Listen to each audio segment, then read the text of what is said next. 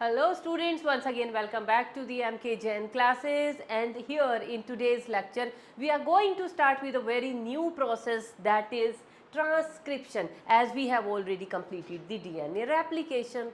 समझ आई ना बेटा DNA replication? तो उसको हम पहले पढ़ेंगे, उस कॉन्सेप्ट को अच्छे से पकाएंगे और उसके बाद हम नेक्स्ट कॉन्सेप्ट के ऊपर मूव करेंगे. Got it? तो बेटा अभी आज का टॉपिक हमारा रहने वाला है transcription. As I have written on the board, it is the synthesis of RNA. बहुत सिंपल सा डेफिनेशन है. तो ट्रांसक्रिप्शन क्या है? It is the synthesis of RNA. कहाँ से? From DNA. तो DNA is always double stranded, तो आरएनए भी डबल स्ट्रैंडेड बनेगा क्या? सोच के देखो. मैं इतनी देर डेफिनेशन लिखती हूँ. तो transcription means synthesis of vote. अब बताइए, सोच लिया होगा डबल स्ट्रैंडेड बनेगा या सिंगल स्ट्रैंडेड बनेगा. क्या लिखना चाहिए मुझे यहाँ पे?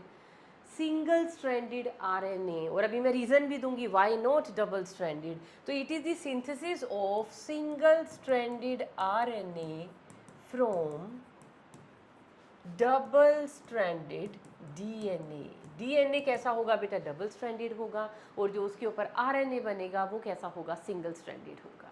तो एक तरह से है क्या ये? It is the कॉपिंग of genetic information. जो जेनेटिक इंफॉर्मेशन डीएनए के पास है उसको कॉपी किया जा रहा है और उसकी ट्रांसक्रिप्ट बनाई जा रही है, जिसको हम बोलते हैं आरएनए. ठीक है.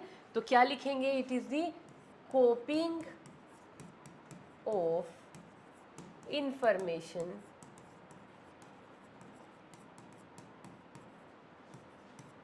stored in DNA to make a transcript. तो डीएनए की जो इंफॉर्मेशन है बेटा, उसको कॉपी करके हम क्या बनाना चाह रहे हैं? हमने एक ट्रांसक्रिप्ट बना लिया. तो इंफॉर्मेशन किसके पास है? डीएनए के पास है. ट्रांसक्रिप्ट को हम क्या बोलेंगे? उस ट्रांसक्रिप्ट को हम बोलते हैं बेटा mRNA. तो अभी हम डायरेक्टली mRNA नहीं बनाने वाले, हम पहले बनाएंगे आरएनए. आरएनए के बाद हम देखेंगे हमें इसको mRNA बनाना है, tRNA बनाना है कि rRNA बनाना है ना. अभी कुछ बच्चों को जिनको पता है, दे मस्ट बी सरप्राइज कि मैम क्या बोल रहे हैं, है ना. चलो इस गुत्थी को हम अभी जब आरएनए के वर्ल्ड के अंदर अभी गोता लगाएंगे ना, उतरेंगे वहाँ पे जाके सॉल्व करेंगे. तो अभी तो जस्ट हम क्या लिखेंगे? डीएनए से आज हमें क्या बनाना है? आरएनए. और अभी बनेगा नहीं, तो डबल स्ट्रैंडेड डीएनए से हमें बनाना है सिंगल स्ट्रैंडेड आरएनए. तो अभी हम क्या करेंगे? थोड़ा सा इंट्रोडक्शन करेंगे, कुछ कॉन्सिक्वेंसेस पढ़ेंगे, why not double stranded, why single stranded, और क्या क्या टूल्स और मशीनरी यहाँ पे भी चाहिए, उन चीज़ों की बात करेंगे. फिर उन चीज़ों को यूज़ करके, जैसे हमने लास्ट डीएनए में किया था ना, सारी टूल्स मशीनरी सब चीज़ों को समझा और फिर उनको एकदम से अप्लाई कर दिया और हमारा प्रोसीजर हमारे सामने था. यहाँ पे भी हम सारा का सारा पहले इंट्रोडक्शन करेंगे, जो भी इसके साथ रिलेटेड जो भी कॉन्सेप्ट मेकिंग चीज़ें हैं उनकी बात करेंगे, टूल्स और मशीनरी की बात करेंगे. उसके बाद will move on to the actual process of transcription. और उसके बाद हमारा टॉपिक हो जाएगा ट्रांसक्रिप्शन का खत्म. तो बेटा चलिए लेट्स स्टार्ट विद दी. तो हमें क्या करना है यहाँ पे? डीएन डबल स्ट्रैंडेड डीएनए से क्या बनाना है? Single stranded RNA. कैसे बनेगा? कैसे बनेगा और कौन बनाएगा? डीएनए से डीएनए कौन बना रहा था? DNA polymerase with the help of RNA polymerase. अब यहाँ से डीएनए से क्या बनाना है? आरएनए. आरएनए बनाना है ना अब. तो आरएनए की पॉलीमराइजेशन, मतलब आरएनए की न्यूक्लियोटाइड की पॉलीमराइजेशन कौन करवाएगा? यहाँ भी पॉलीमराइजेशन होगी. अब सिर्फ न्यूक्लियोटाइड कौन सी यूज होंगी? वहाँ पे हो रही थी डीऑक्सीराइबोन्यूक्लियोटाइड्स. यहाँ पे कौन सी यूज होंगी? राइबोन्यूक्लियोटाइड्स. एक के बाद एक के बाद एक के बाद एक के बाद आके सीक्वेंस में जुड़ती चली जाएंगी और आरएनए चेन बन जाएगा. वही हमें चाहिए. तो होगी यहाँ पे भी पॉलीमराइजेशन. कौन करवाएगा? उस एंजाइम का नेम क्या होगा बेटा? The name of the enzyme would be polymerase. लेकिन कौन से वाला पॉलीमरेज होगा? वहाँ डीएनए बन रहा था तो डीएनए पॉलीमरेज. यहाँ पे हम क्या बना रहे हैं? आरएनए. तो कौन सा एंजाइम लगेगा बेटा? RNA polymerase. और इस एंजाइम का पूरा नेम क्या होना चाहिए? अब इसका पूरा नेम पता क्या है? It is the DNA dependent RNA polymerase. क्यों है ये डीएनए डिपेंडेंट आरएनए पॉलीमरेज? मैंने रेप्लिकेशन में भी आपको समझा दिया था. Why DNA dependent? क्योंकि बेटा डीएनए की ये जो दो स्ट्रैंड्स है ना, एक स्ट्रैंड है 3 प्राइम टू 5 प्राइम, दूसरी इसके एंटी पैरेलल होगी, ये लो। तो किसी एक स्ट्रैंड को कॉपी करेगा ये इन्फॉर्मेशन उसकी, सपोज इस वाली स्ट्रैंड को उसने कॉपी किया और ये हमारे पास क्या बन गया, RNA। तो जो भी RNA बनेगा वो कहाँ से बन रहा है, उस RNA के बनाने की, RNA है क्या, इन्फॉर्मेशन है जो DNA से कहाँ पे जा रही है, वो information in the form of RNA किसके पास चलेगी, RNA के पास है। किस चीज़ की इन्फॉर्मेशन है, कैसे प्रोटीन बनेंगी, प्रोटीन बनाने की इन्फॉर्मेशन किसके पास थी, DNA के पास। लेकिन DNA डायरेक्ट प्रोटीन नहीं बना सकता, सेंट्रल डोग्मा पढ़ा था। तो DNA क्या करेगा, अपनी उस इन्फॉर्मेशन की एक ट्रांसक्रिप्ट बना देगा जिसे हम बोलते हैं RNA, और फिर उस इन्फॉर्मेशन का यूज़ करके क्या बन जाएंगे, प्रोटीन्स। तो हमें जो DNA की इन्फॉर्मेशन है ना उसका ट्रांसक्रिप्ट बनाना है, तो ट्रांसक्रिप्ट बन गया RNA। तो क्या करेगा ये, उस इन्फॉर्मेशन को कहाँ से लेगा, कैसी ट्रांसक्रिप्ट बनेगी, वो सारी इन्फॉर्मेशन किसके पास है, DNA के पास। तो DNA की किसी ना किसी एक स्ट्रैंड को रीड करेगा ना, वो उसी के कॉम्प्लीमेंट्री बेस पेयर्स बनेंगे। इसीलिए हम इसको क्या कहेंगे, RNA का बनना किसके ऊपर डिपेंड कर रहा है, ऑन दी DNA, कि जैसा DNA की टेम्पलेट का सीक्वेंस होगा वैसा ही कॉम्प्लीमेंट्री क्या बनेगा, RNA बनेगा। तो इसीलिए ये RNA क्या है, ये हवा में नहीं बन सकता, ये DNA पे डिपेंड है, क्योंकि DNA का ही तो इन्फॉर्मेशन बना रहे हैं हम। तो DNA की इन्फॉर्मेशन को कॉपी कर रहे हैं हम एक तरह से इन दी फॉर्म ऑफ RNA। तो DNA के ऊपर डिपेंडेंट है ये RNA पॉलीमरेज। ये देखेगा DNA का यहाँ पे क्या बेस है, अगर यहाँ A है तो यहाँ U लगाना है, अगर यहाँ C है तो यहाँ G लगाना है, यहाँ पे T है तो यहाँ पे A लगाना है। तो ये किसके हिसाब से चल रहा है, DNA के हिसाब से। ये जो पॉलीमरेज की एक्टिविटी है it depends upon the sequence of DNA। तो हम इसको कौन सा पॉलीमरेज बोलेंगे, DNA डिपेंडेंट RNA पॉलीमरेज, वही बात है। अच्छा, अब यहाँ पे एक चीज़ जो बहुत ध्यान देने लायक है बेटा, जो हमारी NCERT ने लिखा हुआ है कि जो भी ट्रांसक्रिप्शन होगा, क्या हो रहा है उसमें, DNA की कॉपी बन रही है, DNA से RNA बनाया जा रहा है। तो क्या जैसे रेप्लिकेशन में हो रहा था, पूरा का पूरा DNA का रेप्लिकेशन हो रहा था, वो अलग बात है, एक ही बारी में नहीं हो रहा था, टुकड़ों में हो रहा था, कि पहले इतनी स्ट्रैंड खुली, इतनी रेप्लिकेट हो गई, फिर और खुली, फिर और खुली, फिर और खुली, फिर और खुली। तो टुकड़ों में धीरे धीरे धीरे धीरे, क्योंकि एकदम से आप इतनी एनर्जी प्रोवाइड नहीं कर सकते कि पूरा ही DNA 1 मिनट में ऐसे करके झप से और रेप्लिकेट हो जाए, नहीं हो सकता ना।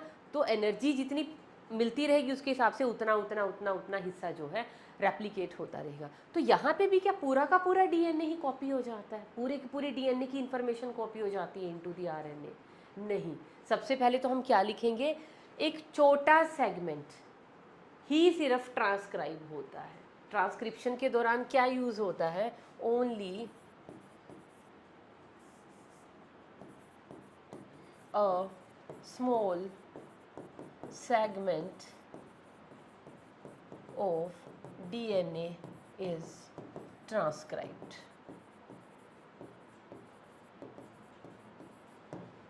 सिर्फ छोटा सा एक सेगमेंट ही ट्रांसक्राइब्ड होगा जिसके पास इंफॉर्मेशन होगी, जो जीन होगा, बस उसी को हम उठाएंगे और क्या करेंगे, उसकी ट्रांसक्रिप्शन होगी। दूसरा, तो इस छोटे से सेगमेंट, सपोज करो ये हमारे पास इतना बड़ा डबल स्ट्रैंडेड DNA है, चलिए छोड़िए ऐसे बना लेते हैं, ये है हमारे पास बेटा डबल स्ट्रैंडेड DNA।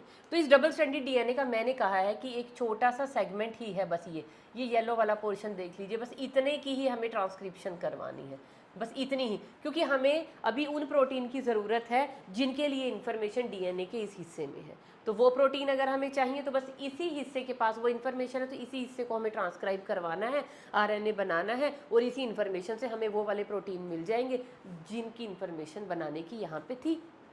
तो हमने ये वाला इतना सा हिस्सा लिया, तो अब हिस्से के अंदर क्या आ रहा है, DNA की 2 स्ट्रैंड्स आ रही है ना, एक ये वाली स्ट्रैंड आ रही है, एक ये वाली स्ट्रैंड आ रही है। तो क्या दोनों की दोनों स्ट्रैंड ट्रांसक्राइब होंगी? नो, ये चीज़ भी ध्यान देने लायक है बेटा, ओनली सिंगल, या ऐसे लिख लीजिए, only one of the 2 strand, और कौन सी strand, which is the template strand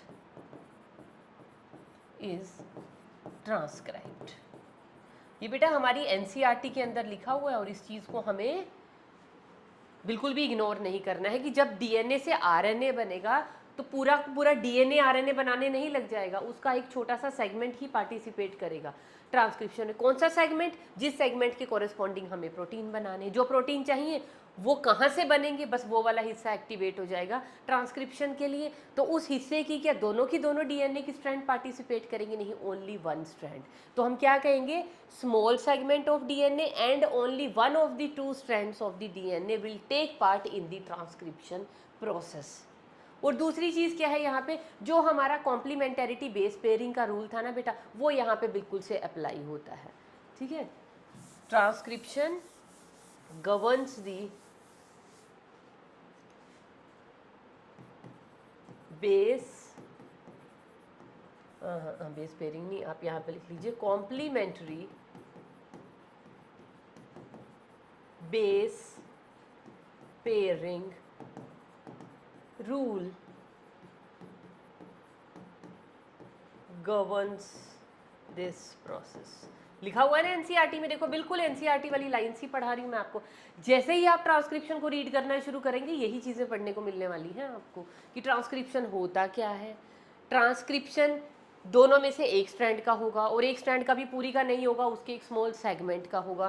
फिर ये जो ट्रांसक्रिप्शन का प्रोसेस है, ये कॉम्प्लीमेंटैरिटी बेस पेयरिंग का, जो कॉम्प्लीमेंट्री बेस पेयरिंग हम डीएनए में पढ़ते हैं ना, बिल्कुल वही वाला रूल यहाँ पे भी गवर्निंग होगा, यहाँ पे भी चलाएगा, ये प्रोसेस उसी के हिसाब से चलेगी। एंड वन मोर थिंग, और वो वन मोर थिंग क्या थी जो मुझे बतानी थी, except for uracil instead of thymine. ये भी ब्रैकेट्स में बुक के अंदर लिखा हुआ है ना। सिर्फ यहाँ पे कॉम्प्लीमेंट्री बेस पेयरिंग में जो फर्क आने वाला है, जो डिफरेंस आएगा, वो कहाँ पे आएगा, डीएनए के अंदर टी होता है, थायामीन होता है, लेकिन जो हमारा आरएनए होता है ना बेटा, वहाँ पे थायामीन की जगह क्या होता है, यूरेसिल इज देयर। बस थायामीन जहाँ पे लगता है डीएनए में, उसकी जगह हमें क्या लगाना है, यूरेसिल। बाकी शुगर का पता है हमें डिफरेंस है, डीएनए में शुगर होती है डीऑक्सीराइबोज, यहाँ पे शुगर होगी ऑक्सी नहीं बोलना, that is only ribose sugar. बस बाकी सारा का सारा यही है। तो आपकी पहली 3-4 लाइंस में सिर्फ यही चीज़ है।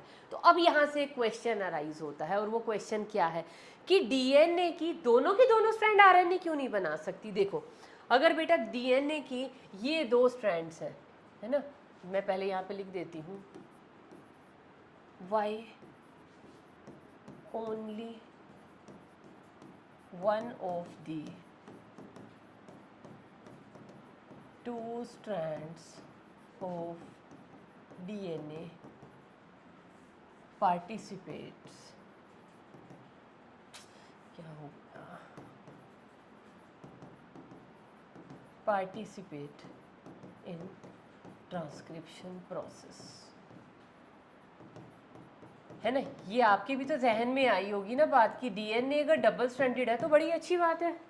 डीएनए की दोनों स्ट्रैंड, ये देखो ये है डीएनए का बेटा एक स्ट्रैंड, ये है डीएनए का दूसरा स्ट्रैंड।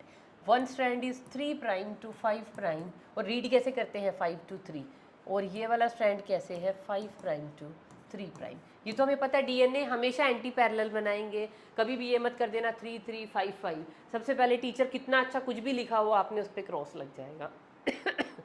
तो अब मैं क्या कहना चाह रही हूँ, क्या समझाना चाह रही हूँ, मतलब एनसीईआरटी भी आपसे क्वेश्चन पूछती है कि डीएनए की दोनों स्ट्रैंड ट्रांसक्राइब की जा सकती हैं, तो सिर्फ एक ही स्ट्रैंड क्यों ट्रांसक्राइब हो रही है। देखिए सपोज कीजिए बेटा, यहाँ पे बेस पेयर है, यहाँ पे मैं कुछ बेस पेयर्स लगा लेती हूँ,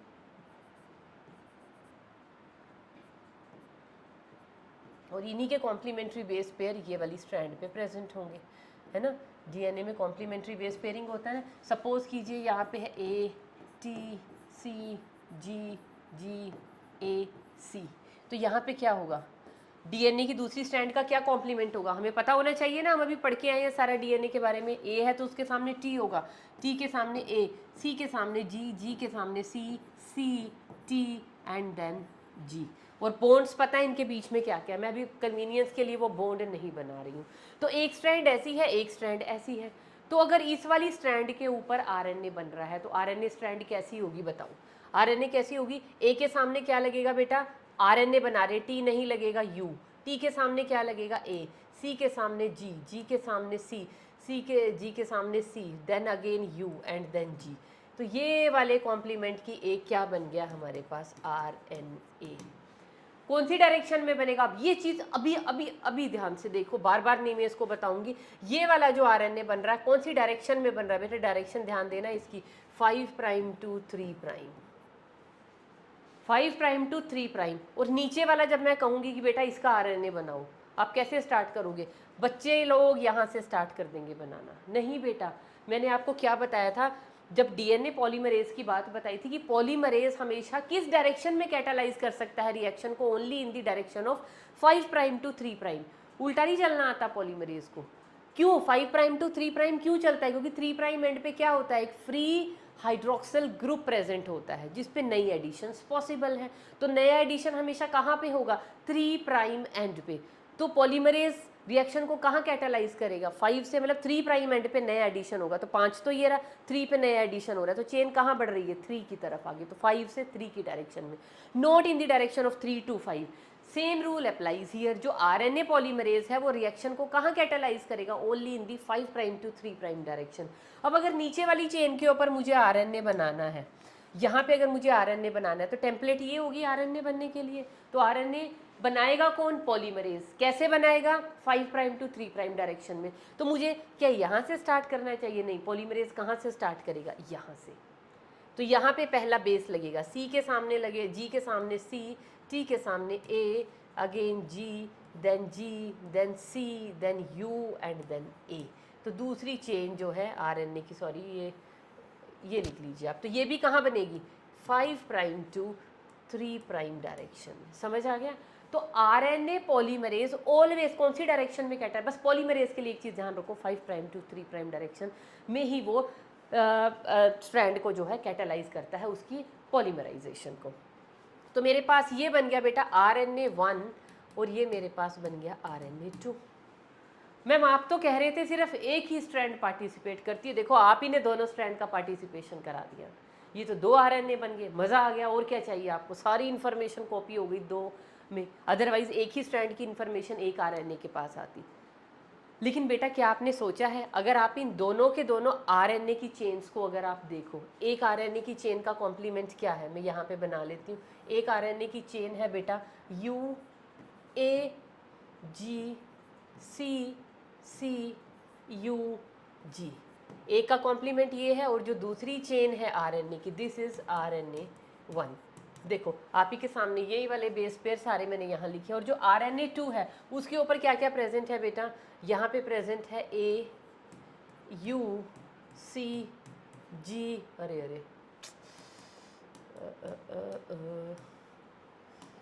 ए U C G G A and then C, यही है ना। ये देखो यही वाला, ये मैंने RNA2 वाले सारे के सारे बेस पेयर्स बेटा लिखे हैं यहाँ पे। क्या कुछ समझ आया आप, क्या रीजन आउट कर सकते हो इस चीज को देख के कि क्यों एक ही स्ट्रैंड पार्टिसिपेट करती है।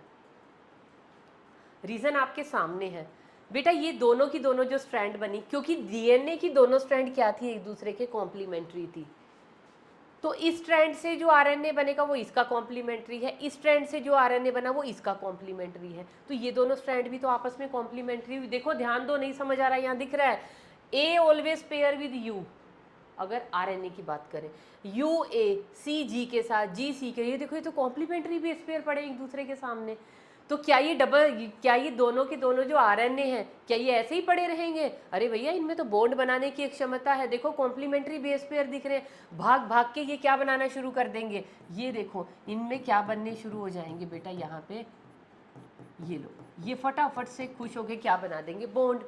तो ये क्या बन गया, क्या अब ये सिंगल स्ट्रैंडेड 2 आरएनए है, नहीं, ये क्या बन गया, it has become now double stranded RNA.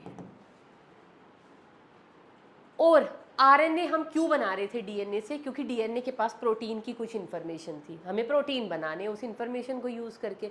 तो वो इन्फॉर्मेशन आई आरएनए में, और आरएनए की चेन के ऊपर लगते हैं राइबोसोम, जो उसको रीड करते हैं उस इन्फॉर्मेशन को और आगे से आगे प्रोटीन बनाते चले जाते हैं। प्रोटीन कैसे बनते हैं? अमाइनो एसिड आके ऐड होते चले जाते हैं। जो इन्फॉर्मेशन होती है ना, सपोज ये कोड है UAG, इसके कोरेस्पॉन्डिंग कौन सा अमाइनो एसिड आएगा वो ले आए, इसके कोरेस्पॉन्डिंग कौन सा अमाइनो एसिड आया वो ले आए, इसके कोरेस्पॉन्डिंग कौन सा अमाइनो एसिड आया वो ले आए। तो प्रॉपर एक अमाइनो एसिड की जो चेन बनती रहती है, उस चेन को हम क्या बोलते हैं? Polypeptide chain. तो उस पॉलीपेप्टाइड चेन को ही तो हम क्या बोलते हैं? प्रोटीन्स। तो वो प्रोटीन बनेंगे, वो तब बनते हैं अगर RNA सिंगल स्ट्रैंडेड हो। अब यहाँ पे तो RNA डबल स्ट्रैंडेड है, और जो ये डबल स्ट्रैंडेड RNA होता है ना बेटा, it is inactive RNA। Inactive का मतलब है do not take part in, do not, या डू नॉट नहीं लिखोगे आप, लिखिए can not form proteins.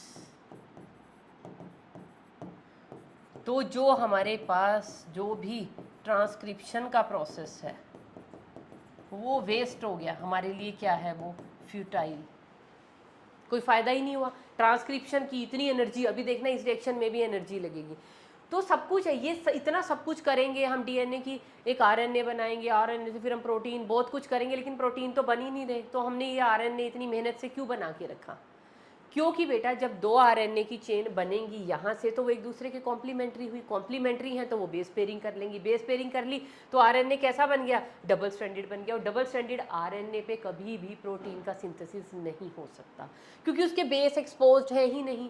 RNA single stranded होता है, उसके बेस एक्सपोज्ड होते हैं, और वो बेस एक्सपोज्ड क्या है? ये नाइट्रोजन बेस। इन्हीं को, यही तो कोडोन होते हैं, इन्हीं को रीड करके प्रोटीन बनाया जाता है। प्रोटीन की इंफॉर्मेशन इन कोडोन्स के पास होती है, 3 के ग्रुप के पास। तो वो अब दिख ही नहीं रहे, ये तो चेन बंद। तो सबसे फर्स्ट रीज़न, तो फर्स्ट रीज़न क्या है कि क्यों 2 स्ट्रैंड पार्टिसिपेट नहीं करती बेटा? क्योंकि अगर 2 स्ट्रैंड पार्टिसिपेट करेंगी, देखो इफ़ 2 स्ट्रैंड्स, यहीं पे लिख देती हूँ मैं छोटा सा आंसर ताकि आपको याद रहे। वैसे हमारी NCERT के अंदर लिखा हुआ बड़े साफ साफ शब्दों में, अगर 2 स्ट्रैंड पार्टिसिपेट करेंगी तो क्या होगा बेटा? 2 कॉम्प्लीमेंट्री RNA स्ट्रैंड्स बनेंगी। 2 RNA की स्ट्रैंड बन गई ना, जो दोनों एक दूसरे के कॉम्प्लीमेंट्री हैं, उससे क्या बन जाएगा? Double stranded RNA। और डबल स्ट्रैंडेड RNA क्या होता है? इट इज इनएक्टिव टुवर्ड्स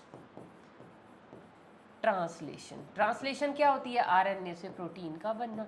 लो जी, हमारे प्रोटीन बन ही नहीं सकते। तो this is the answer number 1 of this question. क्योंकि क्वेश्चन हमारी NCERT ने पूछा है तो मैंने भी उसी फॉर्म में आपसे पूछ लिया। पूछा क्या, मैं समझा ही रही हूँ आपको।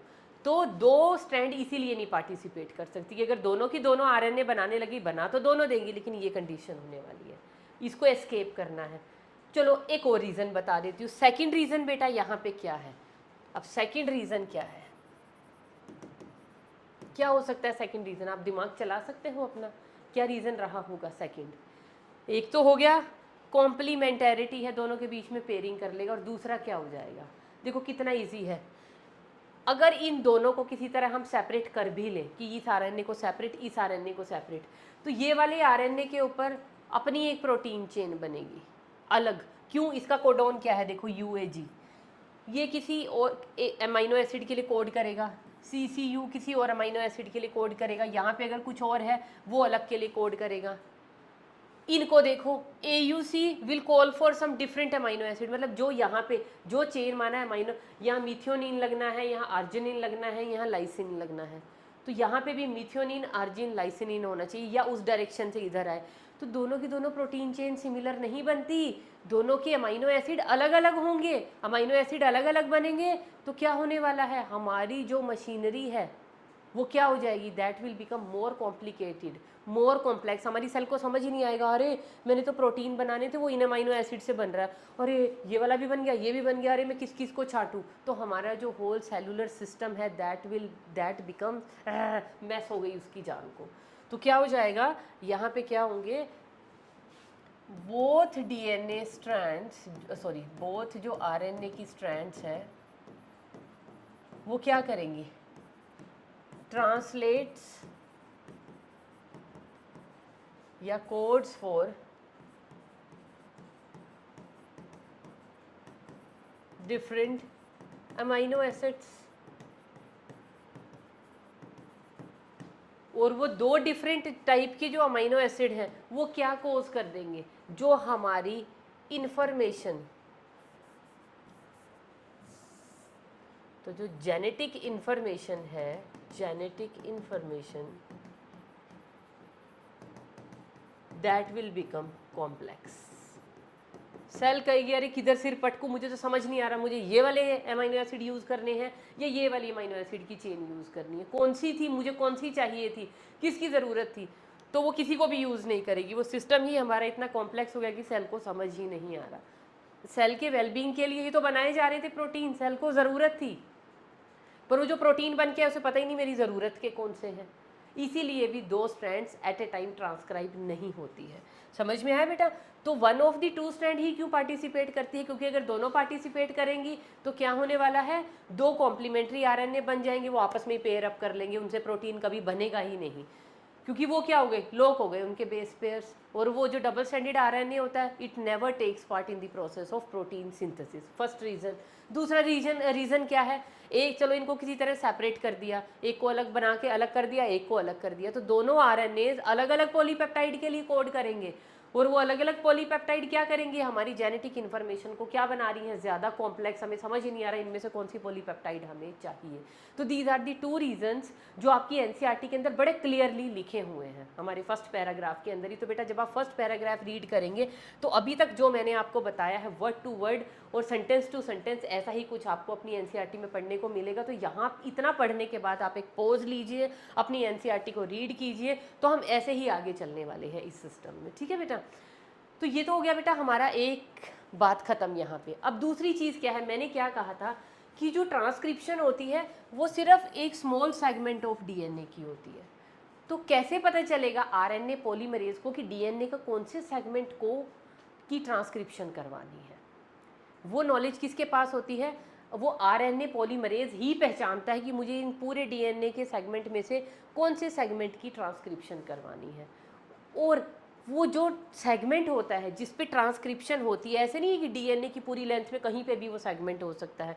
वो सेगमेंट क्या होता है, वो एक कहते हैं ना, एक आपकी एनसीईआरटी के अंदर लिखा हुआ है, वो टर्मिनोलॉजी मुझे याद नहीं आ रही, कि वो एक मतलब एक असाइन की हुई जगह होती है कि हाँ इसी के पास इंफॉर्मेशन है उस, और उस सारे को हम क्या बोलते हैं, डीएनए का, मतलब सिंपल लैंग्वेज में समझा देती हूँ, डीएनए का वो सेगमेंट जो ट्रांसक्रिप्शन में पार्टिसिपेट करेगा, मतलब जिस हिस्से की ट्रांसक्रिप्शन होनी है उस हिस्से को हम क्या बोलते हैं, ट्रांसक्रिप्शन यूनिट। तो इस ट्रांसक्रिप्शन यूनिट को हम कैसे डिफाइन करते हैं बेटा, इट हैज़ 3 पार्ट्स। आपकी एनसीईआरटी के अंदर भी लिखा हुआ है, देखो कि इसको डिफाइन कर सकते हैं with the help of these 3 parts. पहला पार्ट क्या है ट्रांसक्रिप्शन यूनिट का, जिसको हम बोलते हैं प्रोमोटर रीजन। दूसरा पार्ट है ट्रांसक्रिप्शन यूनिट का जिसको हम बोलते हैं स्ट्रक्चरल जीन। और तीसरा पार्ट है बेटे हमारे ट्रांसक्रिप्शन यूनिट का जिसको हम बोलते हैं टर्मिनेटर रीजन।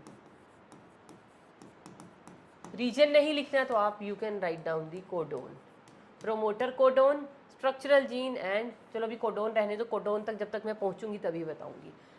तो हमारी एक ट्रांसक्रिप्शन यूनिट होती है, सपोज कीजिए डीएनए का ये डबल स्ट्रैंडेड डीएनए है, ठीक है, this is 3 prime to 5 prime and this is 5 prime to 3 prime. तो इस डीएनए की होल लेंथ में कहीं पे आपको ये ऐसी एक स्ट्रक्चरल यूनिट मिलेगी, सॉरी ऐसी ट्रांसक्रिप्शन यूनिट मिलेगी। सपोज कीजिए वो ट्रांसक्रिप्शन यूनिट यहाँ पे है, तो उस हिस्से में एक प्रमोटर होगा, एक टर्मिनेटर होगा और बीच में क्या होगा, स्ट्रक्चरल जीन। तो ये वाला जो हिस्सा है ये, इसको हम कहेंगे प्रोमोटर, ये वाला हिस्सा जो है इसको हम कहेंगे टर्मिनेटर, और बीच में क्या प्रेजेंट है, this is the structural gene. तो इतने बड़े डीएनए की लेंथ में से सिर्फ इतना हिस्सा अभी ट्रांसक्राइब होने वाला है। तो जो होने वाला है उस पूरे को और उसके आसपास जो ये प्रोमोटर और टर्मिनेटर रीजन है, सारे को मिला के हम कलेक्टिवली क्या बोलते हैं, एक ट्रांसक्रिप्शन यूनिट।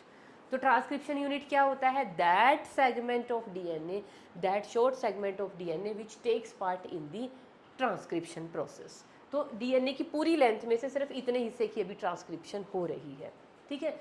तो हमारी एनसीईआरटी के अंदर बेटा ये इमेज दिया हुआ है, किसका इमेज है ये है हमारे पास एक ट्रांसक्रिप्शन यूनिट अ ट्रांसक्रिप्शन यूनिट। ऐसी होती है ट्रांसक्रिप्शन यूनिट देखने में। तो ट्रांसक्रिप्शन यूनिट के पास क्या होता है, एक प्रमोटर रीजन होता है, this is the promoter region, this is the terminator region, और बीच में क्या प्रेजेंट है, स्ट्रक्चरल जीन। ये पूरा का पूरा ये क्या है, स्ट्रक्चरल जीन। तो तीन चीज़ें हैं। अब इनके बारे में मैं थोड़ा थोड़ा आपको बता रही हूँ। बेटा प्रमोटर रीजन क्या है, ये वो जगह है बेटा जहाँ पे जो ट्रांसक्रिप्शन का प्रोसेस है, प्रोसेस इनिशिएट्स, यहाँ से प्रोसेस शुरू होगी।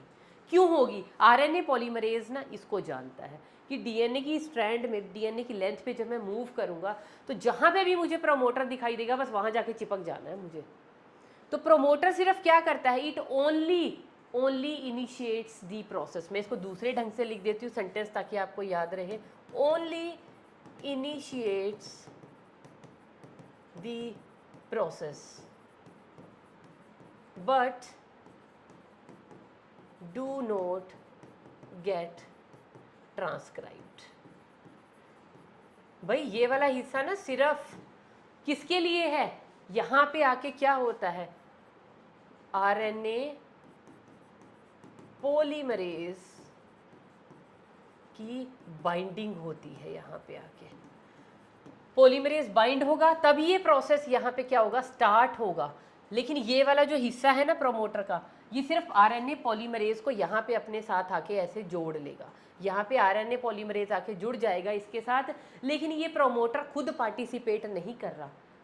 इसके पास जो बेस पेयर्स यहाँ पे ऐसे प्रेजेंट होंगे ना, क्या हो गया इस पेन को, ये जो बेस पेयर्स बेटा यहाँ पे यहाँ पे यहाँ पे यहाँ पे जो प्रेजेंट होंगे ना बेस पेयर्स, वो बेस पेयर्स वो ट्रांसक्राइब नहीं होंगे, उनके अगेंस्ट यहाँ आरएनए नहीं बनेगा। ये बेस पेयर सिर्फ क्या है, यहाँ पे बेस पेयर भी बड़े स्पेशल होते हैं बेटा। इन बेस पेयर्स को हम, पता क्या, अब ये क्वेश्चन आपके जहन में भी तो आया होगा कि मैम आपने फटाक से लिख दिया आरएनए पॉलीमरेज बाइंड होगा क्योंकि वो इसको पहचान जाता है। कैसे पहचान जाता है, ये क्या आवाज़ें लगा रहा है, आजा आजा आरएनए पॉलीमरेज इधर से आ जाओ आप, ऐसे नहीं बुलाता बेटा। इस प्रमोटर रीजन के पास ना कुछ स्पेशल बेस पेयर्स होते हैं, और वो बेस पेयर्स क्या होते हैं, अब वो बेस पेयर्स होते हैं बेटा कुछ रिपीटिंग सीक्वेंस होते हैं। कैसे, जैसे T A T A T A, इस तरह से ना ए टी ए।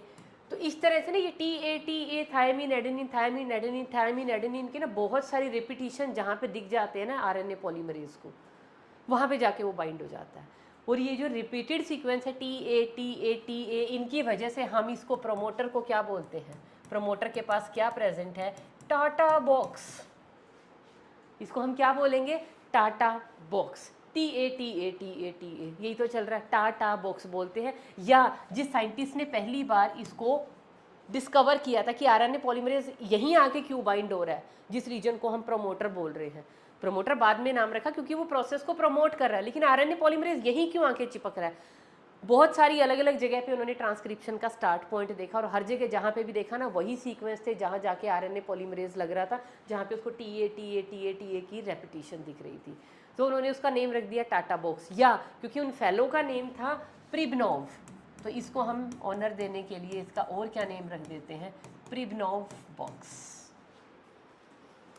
ठीक है, तो ये कुछ पर्टिकुलर सीक्वेंस होते हैं। तो आरएनए पॉलीमरेज जब उसके ऊपर चल रहा है, जैसे कल डीएनए की वीडियो में दिखाया था ना, वो ऐसे एंजाइम जाते हैं उसको रीड करते हैं, तो जहाँ पे भी उसको ये सीक्वेंस रीड करने को मिल जाता है वो उसके पास जाके चिपक जाता है। तो चिपक गया तो आरएनए पॉलीमरेज को चिपकने के लिए एक साइट मिल गई। वो साइट क्या होती है, प्रमोटर रीजन। तो वहाँ चिपकने के बाद प्रमोटर क्या कहता है, चल भाई मेरे बच्चे हो जा स्टार्ट, तो वहाँ से प्रोसेस स्टार्ट हो जाती है। तो फिर आ जाता है प्रमोटर के बाद बेटा कौन सा रीजन आया हमारे पास next, this is the structural. इतना इसके टर्मिनेटर और प्रमोटर के बीच का ये वाला जो हिस्सा है ना, इतने वाला सारा, दिस रीजन, इस सारे को बेटा हम बोलते हैं, this is known as the structural gene. तो स्ट्रक्चरल जीन क्या होता है, the part of transcription unit which is transcribed, this part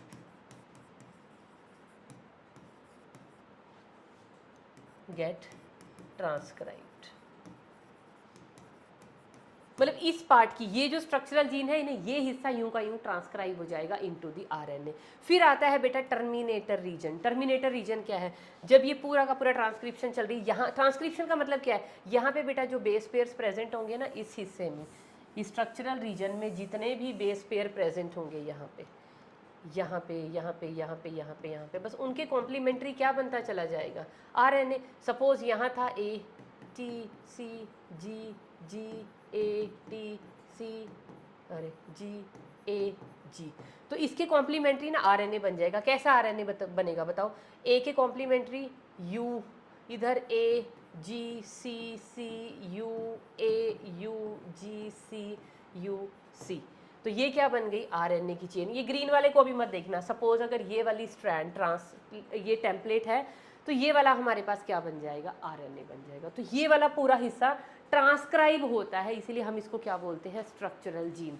और फिर इतना हो गया, अब ये ट्रांसक्रिप्शन को तो रोकना है, बस जितना हमें हिस्सा ट्रांसक्राइब करना था कर लिया। अब आरएनए पॉलीमरेज को कैसे रोकें, वहाँ पे भी बेटा एक ऐसा स्पेशल सीक्वेंस होता है बेस पेयर्स का। तो वो special sequence of base pair को जब आरएनए पॉलीमरेज रीड करता है ना, तो वहाँ पे अपनी एक्टिविटी भूल जाता है। वो भूल के वो क्या हो जाता है, ट्रांसक्रिप्शन की प्रोसेस को वहीं पे स्टॉप कर देता है। तो ये जो हमने टर्मिनेटर रीजन लिखा हुआ है ना, ये क्या करता है, इट टर्मिनेट्स, या इसी को हम क्या लिखते हैं, it stops the transcription process. ये इसको रोक देता है कि भैया बस जितनी ट्रांसक्रिप्शन होनी थी वो आपने कर ली, नाउ हैव अ हॉल्ट। तो यहाँ पे आके वो रुक जाता है। तो पहले तो बताओ, ट्रांसक्रिप्शन यूनिट से थोड़ी सी दोस्ती हुई कि ट्रांसक्रिप्शन यूनिट है क्या। इसमें ये भारी भरकम से जो इस तरह से बनाया हुआ है डायग्राम, चलो मैं इसको एक बार क्लियर कर देती हूँ सारे को। तो ये वाला जो हमारा एनसीईआरटी का डायग्राम है वो आपको समझ में आया है। तो इसमें समझने की ये चीज़ें थी। अब यहाँ पे एक और चीज़ समझने की है, इस स्ट्रैंड को ही क्यों लिखा हुआ है टेम्पलेट स्ट्रैंड, और इस स्ट्रैंड को ही क्यों लिखा हुआ है कोडिंग स्ट्रैंड। ये है यहाँ मेन मुद्दा, और इसके ऊपर कई बार क्वेश्चन आया हुआ है। क्योंकि अगर मैं इन दो रीजन्स को, अगर मैं प्रोमोटर को इधर कर दूँ, टर्मिनेटर को इधर कर दूँ ना बेटा, मुझे इन दोनों स्ट्रैंड के नेम भी बदलने पड़ेंगे। क्या जोल है इसके पीछे, समझाया जाए। तो बेटा इसी स्ट्रैंड को टेम्पलेट स्ट्रैंड क्यों कहा गया है, पहले तो ये समझिए। पहले तो एक कॉन्सेप्ट आपके माइंड में आ गया ना बिल्कुल फिट, कि दोनों में से एक ही स्ट्रैंड ट्रांसक्राइब होगी, दोनों नहीं होंगी। पहले तो इस चीज़ को बिल्कुल अपने दिमाग के अंदर घोल के आप डाल लीजिए। क्या घोल के डालेंगे कि भैया एक ही स्ट्रैंड जो है उसकी ट्रांसक्रिप्शन होनी है। तो किसकी होनी है, यहाँ पे इन्होंने ऑलरेडी लिख दिया टेम्पलेट। इसको क्यों लिखा है, आप ध्यान से सुनना, ध्यान से बिल्कुल। ये वाली स्ट्रैंड की पोलैरिटी क्या है बेटा, हमने यहाँ से देखना है प्रोमोटर की साइड से। प्रोमोटर की साइड से अगर देखें तो ये वाली स्ट्रैंड है 3 प्राइम, इधर है 5 प्राइम। पॉलीमराइजेशन किसने करवानी है, आरएनए पॉलीमरेज ने। किस डायरेक्शन में काम करता है बताइए, ये डायरेक्शन में काम करता है जी 5 प्राइम टू 3 प्राइम डायरेक्शन में ये करता है आरएनए पॉलीमरेज काम। तो अब ये वाली स्ट्रैंड पे बनाएगा कि इधर बनाना चाहिए। देखो आप कहोगे मैम बना तो यहाँ भी सकता है, यहाँ से स्टार्ट कर सकता है। ये 3 प्राइम एंड है, ये लो 5 प्राइम से बनना स्टार्ट हो जाएगा। कैसे होगा, यहाँ तो ऑलरेडी टर्मिनेटर रीजन है। आरएनए पॉलीमरेज अगर आके लगा भी ना तो वो तो रुकने वाला है। अरे मैं तो जानता ही नहीं कुछ इधर जाना है कि इधर जाना है। टर्मिनेटर से कभी भी प्रोसेस स्टार्ट नहीं होती। प्रोसेस हमेशा कहाँ से स्टार्ट होगी, फ्रॉम दी प्रोमोटर। तो उसको मजबूरी है, वो किसको जानता है, सिर्फ किससे जाके शेक हैंड करेगा, भैया मुझे कहाँ पे काम स्टार्ट करना है। वो काम स्टार्ट कहाँ से करना है वो प्रोमोटर बताएगा। और वो जानता भी प्रोमोटर को, तो टर्मिनेटर को जानता ही नहीं। तो जिसको जानता उसी के साथ आके चिपकेगा। यहाँ पे आके जब आरएनए पॉलीमरेज बाइंड हो गया तो दोनों में से कौन सी चेन को वो चुनेगा, क्योंकि इसको इससे इस डायरेक्शन में काम करना है। तो अगर वो इस वाली चेन को चॉइस करता है, क्योंकि प्रमोटर इधर भी है इधर भी है, पूरे रीजन को प्रमोटर बोलते हैं। अगर वो इस वाली चेन को चुनता है, चूज करता है फॉर द ट्रांसक्रिप्शन, तो क्या वो ट्रांसक्रिप्शन करवा पाएगा आरएनए पॉलीमरेज, सोच के देखिए। क्योंकि ये है 5 प्राइम एंड ये है 3 प्राइम। देखो ये चेन 5 to 3 ही तो है, तो उसको कैसे बनानी पड़ेगी, इधर से वो स्टार्ट नहीं कर सकता। अगर इधर से बनाएगा तो 3 to 5 बनेगी आरएनए की चेन। और इस डायरेक्शन में ट्रांसक्रिप्शन करवाने के लिए या पॉलीमराइजेशन करवाने के लिए कोई भी पॉलीमरेज एंजाइम नहीं होता। तो ऐसा कोई एंजाइम ही नहीं एग्जिस्ट करता, तो इस डायरेक्शन में पॉलीमराइजेशन होगी ही नहीं। तो आरएनए पॉलीमरेज किस डायरेक्शन में पॉलीमराइजेशन करवाएगा बताओ। उसे तो 5 प्राइम टू 3 प्राइम डायरेक्शन पता है, और वो कहाँ सेट बैठती है, क्योंकि ये ऊपर वाली चेन क्या है 3 to 5। तो इसके ऊपर जो आरएनए बनेगा वो किस डायरेक्शन में बनेगा, from 5 to 3, and this is the ideal direction जिसमें आरएनए पॉलीमरेज काम करता है। तो इधर नहीं बाइंड होगा, वो किसको जानता है, प्रोमोटर को। तो प्रोमोटर पे आके वो बाइंड करेगा, क्योंकि वो प्रोमोटर के सीक्वेंस को पहचानता है, टी ए रिपीटेड सीक्वेंस। यहाँ आके अपने आप को जोड़ लिया, और यहाँ से फिर वो कौन सी स्ट्रैंड को चुनेगा। अगर मैं इनकी पोलैरिटीज उल्टी कर दूँ ना अभी इसी वक्त, इसको 5 to 3 कर दूँ, इसको 3 to 5 कर दूँ, तो हम सब कुछ चेंज करेंगे। आपकी एनसीईआरटी के अंदर भी लिखा हुआ है, आप स्ट्रैंड मत छेड़िए, स्ट्रैंड ऐसे ही रखिए। उन्होंने लिखा हुआ है by switching the position of promoter and the terminator. अगर आप उनकी पोजीशन की स्विचिंग कर रहे हो, टर्मिनेटर की जगह प्रमोटर लगा रहे हो, प्रमोटर की जगह टर्मिनेटर लगा रहे हो, तो आपको दोनों स्ट्रैंड्स की टेम्पलेट और कोडिंग स्ट्रैंड की डेफिनेशन को भी चेंज करना पड़ेगा, क्योंकि अभी इस कंडीशन में तो आइडियल है। ओके, मैंने समझा दिया ना क्यों, क्योंकि 5 to 3 ही बननी है आरएनए की स्ट्रैंड, तो वो बनेगी, आराम से बन जाएगी, आरएनए पॉलीमरेज बना देगा। तो किसको रीड करके बना रहा है, जिस स्ट्रैंड को रीड कर रहा है उस स्ट्रैंड को हम क्या बोलते हैं बेटा, this strand is known as the template strand. उससे ऑपोजिट वाली स्ट्रैंड को हम क्या बोलते हैं, कोडिंग स्ट्रैंड, या इसका एक और नेम है, इसको हम क्या बोलते हैं, इसको हम बोलते हैं बेटा नॉन टेम्पलेट स्ट्रैंड। इसका दूसरा नेम क्या है, नॉन टेम्पलेट स्ट्रैंड। और इसको कोडिंग बोलते हैं, तो टेम्पलेट वाली को हम क्या बोलते हैं, नॉन कोडिंग। अरे ये क्या हो गया भाई, इसी स्ट्रैंड को तो रीड किया जा रहा है और इसी को हम बोल रहे हैं नॉन कोडिंग स्ट्रैंड। कैसे, क्योंकि बेटा जब यहाँ पे आरएनए बनेगा, अब एक लास्ट ये और पॉइंट बस आप समझ लीजिए, फिर तो आप हीरो हो इस प्रोसेस के, क्योंकि जो बहुत सारा बेसिक है ना, समझो आपको समझ में आ गया। देखो यहाँ पे अगर बनेगा हमारा क्या, आरएनए। अब पहले तो यहाँ पे ना बेसिस बना लेते हैं हम कुछ, ये लगाने की बजाय मैं डायरेक्ट बेस लिख देती हूँ। सपोज यहाँ पे है ए G C G T A T, चलो इतनी बात करते हैं अभी। तो इसके ऊपर बेटा जब बनेगा क्या, आरएनए, तो कैसे बनेगा, ए के ऑपोजिट लगेगा यू, जी के ऑपोजिट सी, सी के ऑपोजिट जी, जी के ऑपोजिट सी, टी के ऑपोजिट ए के ऑपोजिट यू और टी के ऑपोजिट ए। ये बनेगा हमारा आरएनए। ठीक है, ये बन गया मेरा आरएनए। कौन सी डायरेक्शन में बना बेटा, 5 प्राइम टू 3 प्राइम डायरेक्शन में। बड़े आराम से बना देगा आरएनए पॉलीमरेज। अब इस चीज़ को छोड़ो और नीचे वाली जो कोडिंग स्ट्रैंड है, क्या आप उसका कॉम्प्लीमेंट लिख सकते हो, क्योंकि जब हमें डीएनए की एक स्ट्रैंड का कॉम्प्लीमेंट पता है तो दूसरे का हम लिख सकते हैं। हम सबको पता है क्या होना चाहिए, यहाँ ए के सामने इस वाली स्ट्रैंड पे क्या होगा, टी, क्योंकि डीएनए है। जी के सामने क्या होगा, सी, सी के सामने क्या होगा, जी, जी के सामने होगा सी, टी के सामने ए के सामने टी, टी के सामने ए। तो ये तो डीएनए की एक strand, this is the another strand. और जब आरएनए बना, वो आरएनए की मजबूरी है वो यही बनेगा इसी स्ट्रैंड पे 3 to 5 पे, क्योंकि उसका पॉलीमरेज 5 to 3 ही पॉलीमराइजेशन करना जानता है, वो रीज़न हमने बता दिया। तो आप ना ये वाला जो आरएनए बना है इसका कॉम्प्लीमेंट देखो, और ये वाली जो कोडिंग स्ट्रैंड है इसको पढ़ो, पढ़ो जरा इसको, देखो यहाँ पे सी है, सी है, जी है, जी है, सी सी, ए, बस यू की जगह यहाँ पे टी है। अदरवाइज सारी इंफॉर्मेशन जो इस स्ट्रैंड के पास थी एज इट इज़ वही तो कॉपी हुई है आरएनए के अंदर। तो यहाँ से एक समझने का पॉइंट है कि एक्चुअल में जो इन्फॉर्मेशन कॉपी करनी थी वो ये नहीं थी, ये वाली थी।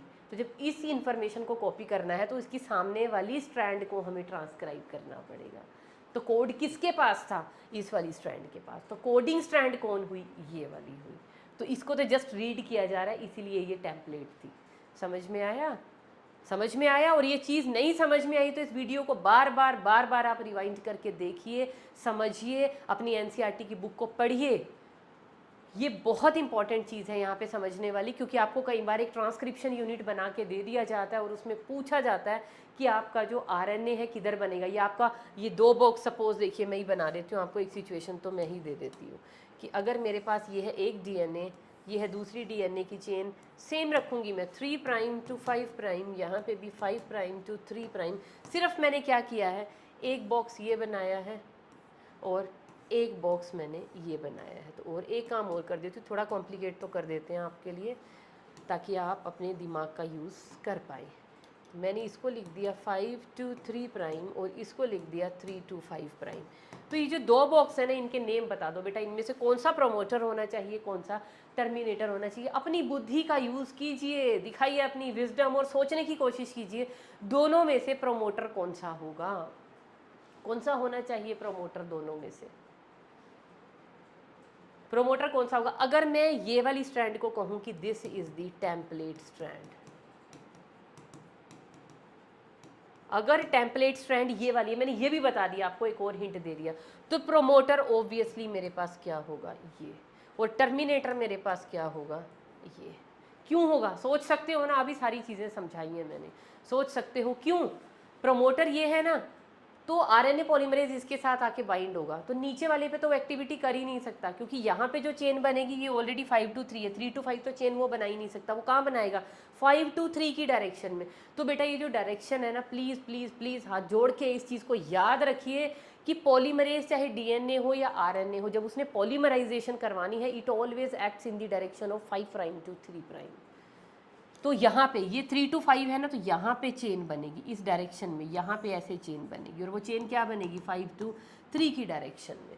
तो प्रोमोटर ये हुआ और यहाँ पे टर्मिनेटर ये हुआ। तो एनसीईआरटी की बुक यही तो लिख रही है कि if you are switching the position of both of these two, तो आपको चेंज भी करवाने पड़ेंगे क्या, इनकी डेफिनेशन। चलो अभी तो डेफिनेशन सेम हो गई, अगर मैं इनको सेम रखूँ, दिस इज़ दी 3 प्राइम, अगर मैं एक और केस इसका बना दूँ, दिस इज़ नाउ 3 प्राइम, अरे this is 3 prime, this is 5 prime, और इधर हम कर देते हैं this is 5 prime and this is 3 prime. अब बताइए, और ये है प्रोमोटर अब, और ये है टर्मिनेटर।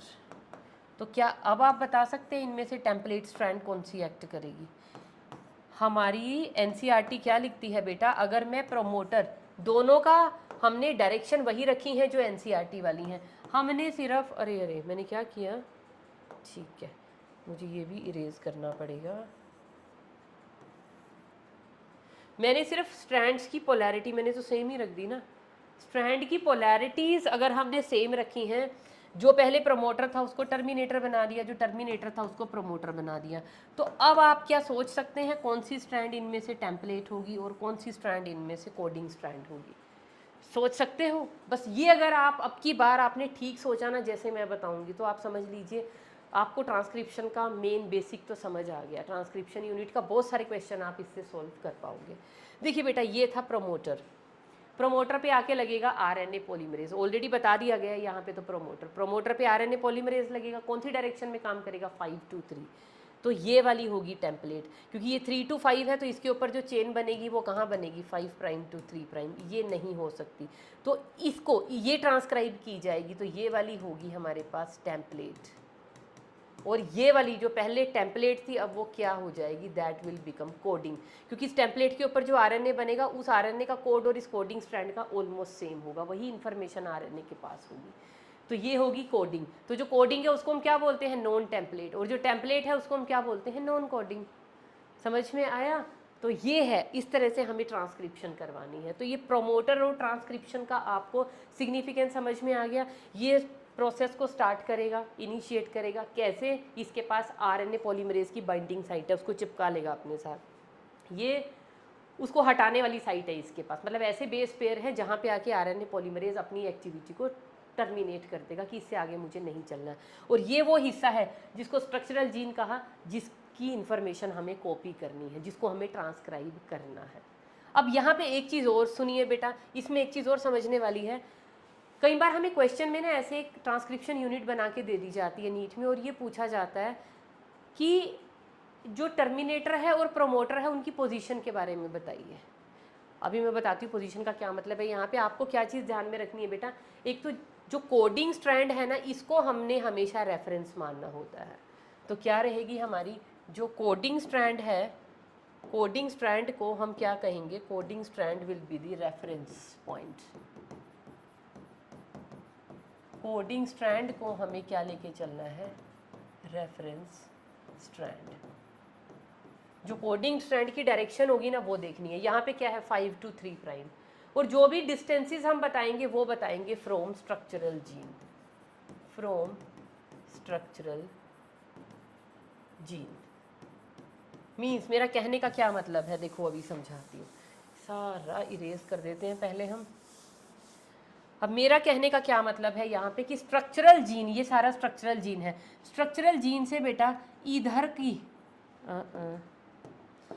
ये इधर जितनी भी चीज़ें हैं, ये सारी की सारी चीज़ों को हम क्या कहेंगे, ये डाउन स्ट्रीम है to the structural gene. Ma'am आप अपस्ट्रीम भी तो कह सकते हो, इधर अपस्ट्रीम नहीं बेटा, मेरे को कोडिंग स्ट्रैंड देखनी है, कोडिंग स्ट्रैंड को मुझे रेफरेंस रखना है, वो स्ट्रक्चरल जीन देखना है। तो टर्मिनेटर क्या है, downstream toward 3 prime end of the coding strand.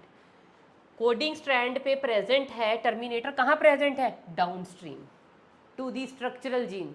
क्या लिखूंगी मैं इसको, टर्मिनेटर कहाँ प्रेजेंट है, टर्मिनेटर की अगर मुझे पोजीशन बतानी है तो टर्मिनेटर कहाँ प्रेजेंट है, डाउनस्ट्रीम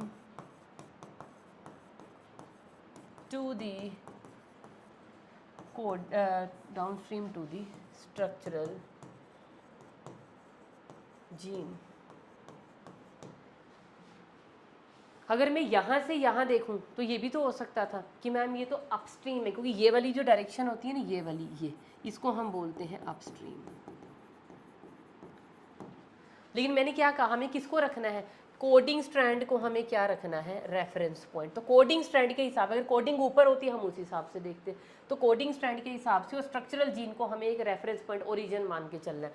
तो स्ट्रक्चरल जीन से इधर डाउनस्ट्रीम प्रेजेंट है क्या, टर्मिनेटर। और अगर मैं प्रोमोटर की बात करूं तो प्रोमोटर कहाँ प्रेजेंट है बेटा, upstream to the, promoter present है upstream to the structural gene. अब यही पोलैरिटीज अगर मैं वही उल्टी कर दूं जो मैंने डायग्राम यहाँ पे बनाया हुआ था, अगर वाइस वर्सा कर दूं तो आप यहाँ पे भी उल्टा ही लिखेंगे। कैसे लिखेंगे वो अब आपको देखना है। आप एक सिचुएशन हाइपोथेटिकल बना के देखिए, उसमें आप देखिए अपस्ट्रीम आ रहा है कि डाउनस्ट्रीम आ रहा है। क्योंकि हमारी एनसीईआरटी ने ये बोला है कि जब आप स्विचिंग करते हैं प्रोमोटर और टर्मिनेटर की, तो आपकी टेम्पलेट और कोडिंग स्ट्रैंड की भी डेफिनेशंस चेंज हो जाएंगी। ठीक है बेटा, this was all about for today.